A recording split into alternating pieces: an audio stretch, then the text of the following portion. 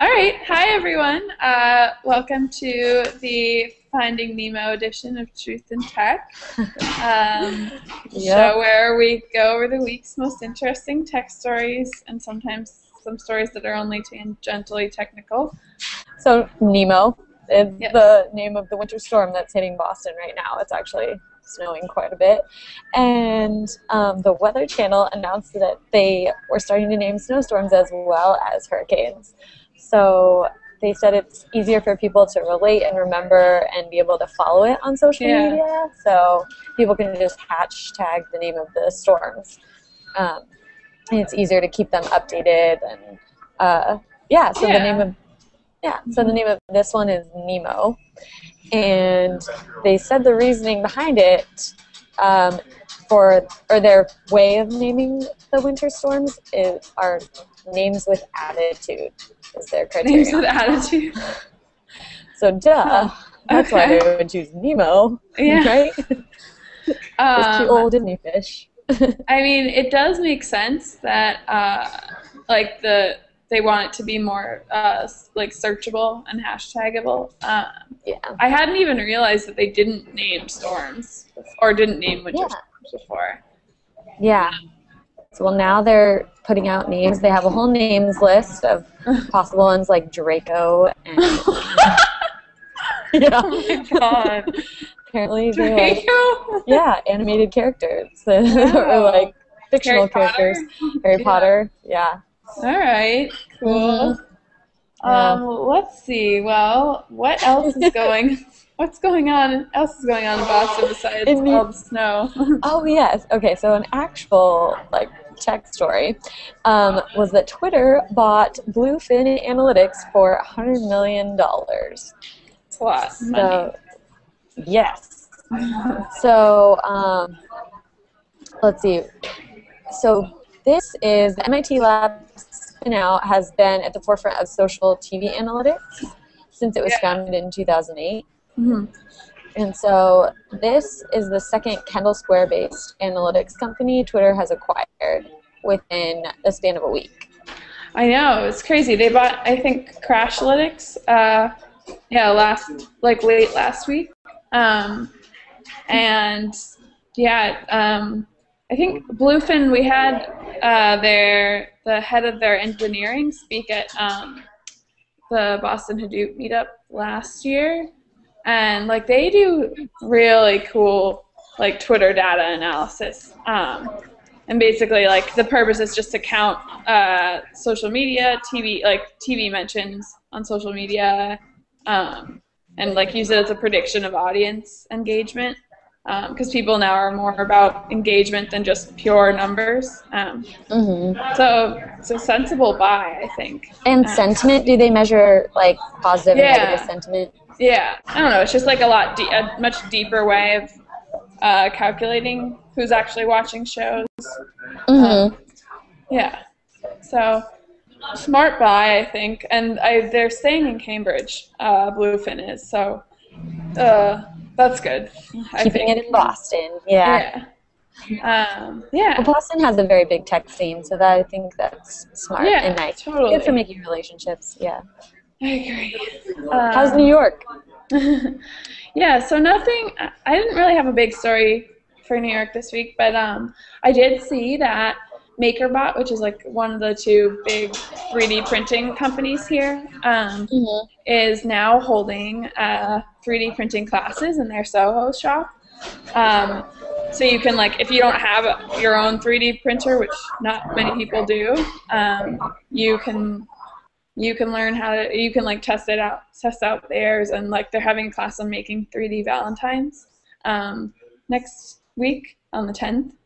So maybe I'll do that because I think that would be really fun. That'd be awesome. Yeah. I just found out that Uber and Lyft, sorry, it's super loud back here. It's okay. The car or ride-sharing companies are going back to California. So in October, the CPUC, California Public Utilities Commission, issued a cease and desist against the ride-sharing companies because they were getting a lot of backlash from taxi drivers saying that it was kind of affecting their business. Yeah. And so a lot of people protested against it, and so they just announced that they're going to allow these car services to go back to California. Yeah, I don't know.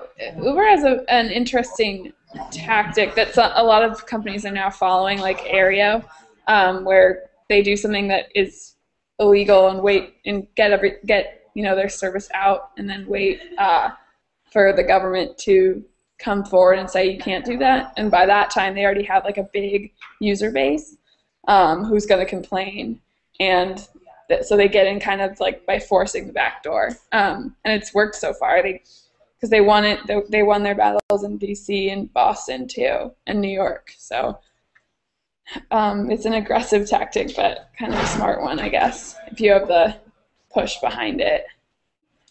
Oh, so last week we were talking about the possibility of Dell going private, and it did indeed this past week go private. $24 billion leveraged buyout. $2 billion was financed by Microsoft. Some came from the private equity firm Silver Lake. Some came from banks, and Michael Dell himself gave, I think, $750 million. Yeah, so they'll be less focused on profit and able to spend more time researching and improving their PCs, which is what the bulk of their profit comes from, and they've been dropping in market share for a while. So I think the move to private is actually probably going to be beneficial for them. And yeah, Dell is you can no longer buy Dell stock, basically. Yeah. Related to Microsoft, in more Microsoft news, I was reading on Mashable that the government was looking into building a free public Wi-Fi network. So Google and Microsoft are partnered up to support the effort, it said, because it would greatly benefit them because Microsoft is looking more into hardware. And so selling devices that, benefit from Wi-Fi would increase their sales of those devices. Yeah. So I don't know what that would mean for having this whole free public Wi-Fi network that I guess would be owned by the government. I don't know how Big Brother that would be, but yeah, that's interesting. I know the public Wi-Fi, community Wi-Fi has been a growing movement, especially in DC. Oh, and are they planning out something nationwide? Yeah, and it's saying that this would drive a wedge between telecom providers and the world's biggest technology companies. Yeah. So that's probably a good thing. Also, it's still a lot of parts of the more rural parts of the country don't have good access to Wi-Fi. So if they're going to do something to address that, that would be really great. So a lot of the cell phone carriers like AT&T, Verizon, T-Mobile, and Qualcomm are pretty lobbying hard against it. Yeah, of course. So I guess we'll see how that plays out. Yeah, well, yeah, I'm in favor of that from the little I know. Yeah, me too. Cool. Let's see. So another kind of interesting story that came out this week. Originally, Jamal Boudi wrote this piece in this publication called The Magazine, which is, I should know more about it, but it's an online-only magazine with no ads. and it was about why tech media is so heavily white. Basically, it's like a combination, which I kind of noticed when I worked at, when I interned at Connie Nast, but it's a combination of like dependence on unpaid internships to get into the paid jobs. And then like those people that get the paid jobs like have a sort of a wired network boys club of contacts that and friends of friends that go into the same field, and so you end up with this really homogenous industry. And so yeah, he published this piece, and then Jason Calacanis, who's I'm trying to think of what he sold like some company to AOL, I think, and then he tried to do this human search engine called Mahalo, which I don't know, I've never used it. Anyways, he's kind of like one of those tech figures of his own making. He wrote like a piece being like to Jamel being like, you're wrong. It's a tech media is a meritocracy, and I'm an example of that. Which in turn prompted a lot of responses from people like Anil Dash being like, you're telling me that the experience I had didn't happen, and you have no place to tell me that. Anyways, and then there were like pieces in response to those pieces, and basically like there have been a lot of really interesting pieces this week about race relations in tech media, and sort of like the issue of behavior matching and what it, like the effects it has on what gets covered. When Pinterest came out, journalists really slept on it because it was really popular with female and lifestyle bloggers, and male tech journalists weren't necessarily interested in that. So it was this huge story, but it came after Pinterest was already really successful. And basically, so yeah, bloggers kind of influence to an extent what gets bought. And so if it's the same type of products that always get attention, it creates like a weirdly skewed and weirdly influenced tech network, I guess. And yeah, there was some really, I'll put the links to the pieces, to some of the more interesting pieces in the post, but there was some really, stuff I knew like in tech in general, there's some, at least a lot of gender issues, but I hadn't really thought about it as a tech media problem. Yeah, that sounds interesting, especially the part about how it starts out with your unpaid internships, and then that kind of like spurs the career trajectory, which I hadn't considered. It really does though, because if you think about it, like, I mean, you have to have the money to be able to afford an unpaid internship, right? And yeah, so that's really how you network and get a lot of the skills, and that's a lot. I mean, anywhere you go now, it's kind of required to have at least one internship, right? In general, sort of like editorial type internships don't pay or pay almost nothing. So it really is a problem, and I'm glad that these pieces came out, because they have gotten a lot of attention. So I think that's all the news stories we have. Do you have any apps of the week? I have two, because I couldn't decide. I know.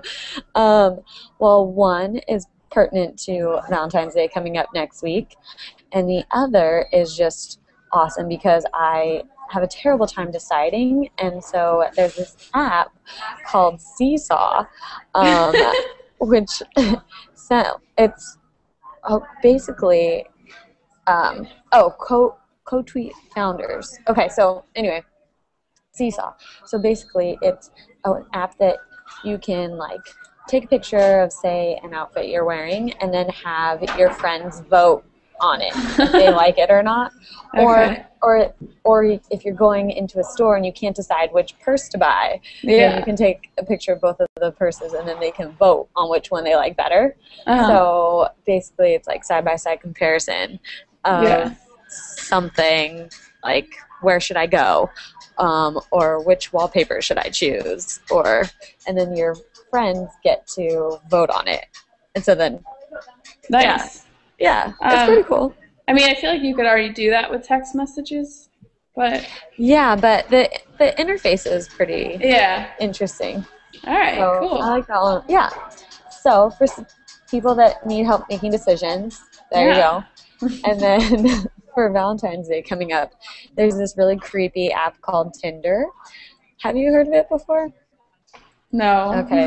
So it says it's like a dating app, or it's trying to be a dating app, but it's just creepy. So like anyone who has the app, it will give you kind of like Face Smash, what he did before Facebook. So it gives you like hot or not kind of. So it gives you a picture of someone within the area that also has the app, and asks you to like be like yes or no, hot or not, whatever.